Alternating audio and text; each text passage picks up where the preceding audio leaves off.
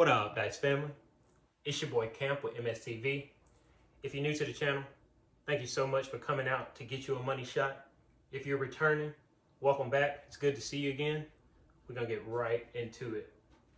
What are we going to talk about today? Let's go with a cupped wrist on the backswing versus a flat wrist. Cupped versus flat. We see this in another sport. I don't have to tell you, but if you haven't guessed, golf. We see a flat lead wrist or a cupped lead wrist in golf. We're going to discuss the wrist on the backswing and all the way through. What it's supposed to be doing. It's supposed to be cupped, or is it supposed to be a flat lead wrist, or is it supposed to be more like that? Okay, because that really matters. You wouldn't even believe how much that matters, but it's a pretty big deal. All right, so I'm gonna do a couple shots for you. First, it'll be with a cupped wrist. As always, I'll give you some tips right before you shoot. You want this arm perpendicular to your body when you line up to the table.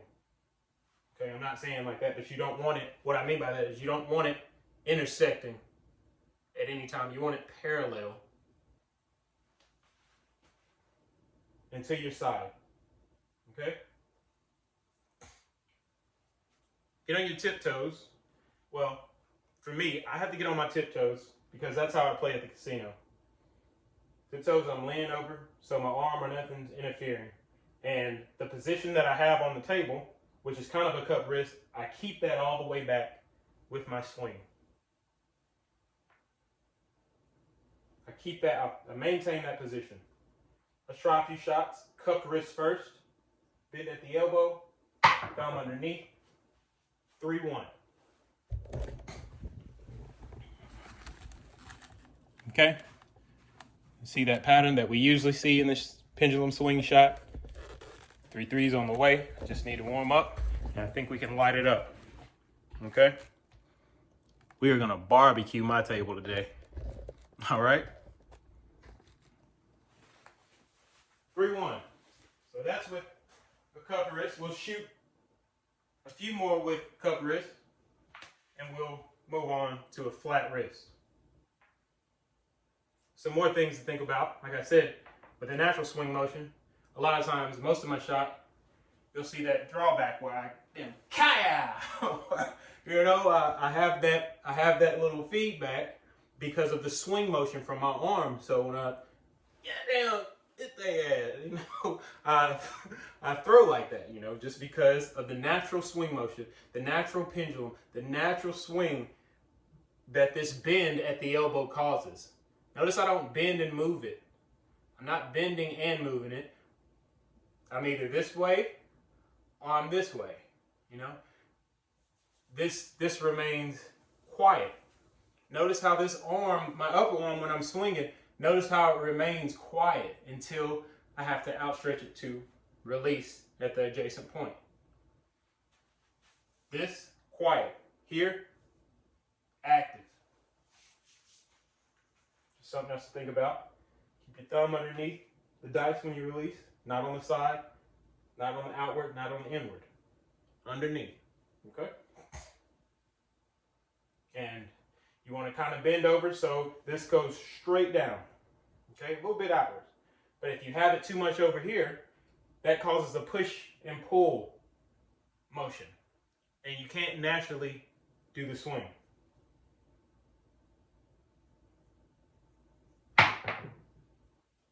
And boom. I already can tell you that I'm loving this cupped wrist.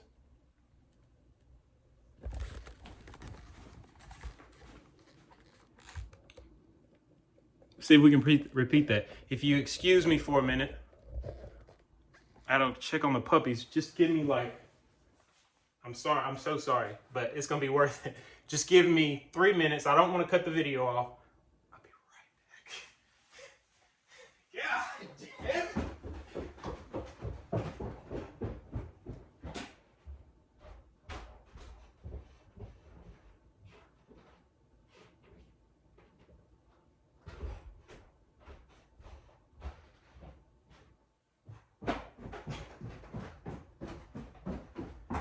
sorry about that. Never mind. Jesus. All right. So as I was saying, the cup wrist is already looking like top dollar. All right. And that's what I can promise you here. I can promise you top dollar material that you don't have to, you know, give your firstborn for. All right. Because really, this is all about not throwing a 7, staying away from a 7. That's what this is about. I don't implicate that I can predict what numbers I will throw. I do, however, predict that I can stay away from a 7 for an uncommon, extended amount of time. Okay? So that cupped wrist was looking good. Let's try, now we'll try, instead of keeping it cupped, we'll try this way. Flat. The palm facing down. Let's see what we get. Flat wrist. And remember to always release here. Okay, that's a big one. All right, flat wrist. Not a bad shot. All right. I was gonna wait until I shot something crazy, but the reason why I don't go with flat wrist, it gives you a little bit, it gives you a little bit too much energy. You know, you release aggressively. You release too aggressive when you have that flat wrist. All right, and it lands me too close to the back wall. All right, that's why I go with the cupped wrist. You know, because I can still control the distance. I can still control the backspin. With that flat wrist, it's giving me too much freedom to really loft the dice. I don't do that unless I'm at stick left 2 or stick right 2 or, you know, somewhere down here. Maybe you go with a flat wrist when you're further away from the back wall. All right, let's keep going with flat wrist. Tiptoes bent over. All right, 5-3. As you can see, as I talk about in other videos, that's why the dice are spreading apart. There's too much energy, and that throw, that form, doesn't allow the dice to dissipate that energy. There's too much energy stored inside the dice. All right.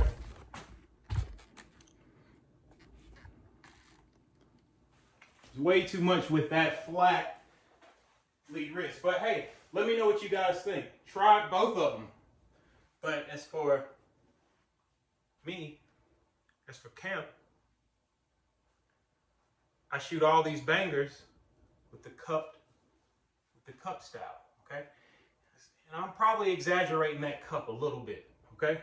But I do know, get right here where you can see me, sitting it on the table,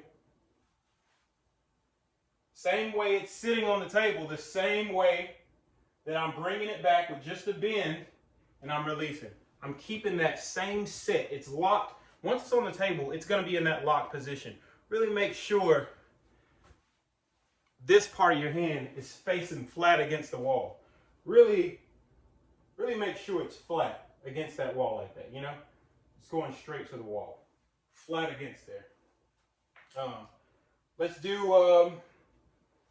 one more shot, not a very long video, just some insight on, you know, that little thing that goes unnoticed. A lot of people really look over that, but it's like I said, it's a big deal that I feel like a lot of people looked over and a lot of people don't tell you. All right, so let's go with cupped, bending. That one got out of my hand a little too early, but still a great money number. Good money number. 6-2, I'll take it. Still landed like I wanted it to land. I think I'm going to have a video soon where I out of 100 shots, we'll see how many times I shoot the boogeyman, okay? And that'll be a pretty, you know, try to make it impressive and try to show you what this camp is all about, what money shot is all about. Because that's what it's about. As long as you're playing with the pass line, with the shooter, that's what it's about. You want to stay away from a 7, and that's why this channel is for you. If you're athletic in the least, if you're any kind of athletic, this channel is for you. Dice control is for you. Let's go with another one. Remember, I'm on my tiptoes. I'm bending over because that's how it feels at the casino. Maybe next video we'll turn on this projector, have a ball game going. I'll light something up, get real frosty with you. Yeah, real frosty. And we'll do it the real way, okay? When I have friends over, I'll have their money on the line, and they're pretty impressed. They're pretty blown away. Like, wow, we've ran out of chips, man. You gotta buy some more chips. Cheap ass, you gotta buy some more chips, man. So, that's what I try to get done here, man. I'm gonna try to give everybody this shot. Bend at the elbow, at least from the middle. That split apart, but hey, we know Nina was coming. You can see the 5, 5. You can see the 4 and the 4. That is a good solid throw. I don't like the distance between the dice. I'm gapped up out there. You don't want to be gapped like that.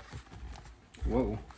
But, yeah, man, you just want to keep those mechanics consistent. Whatever, when you shoot a good shot, pay attention to the feel you got prior to that shot. Prior to shooting the next shot, I mean. Okay? I'm going to pay attention to that exact feel. 6-3. Nina again. You can see that 33 right there, real close. Okay. So with me, it's gonna be the cup wrist. I'll shoot one more. Hopefully, it'll be a bullseye.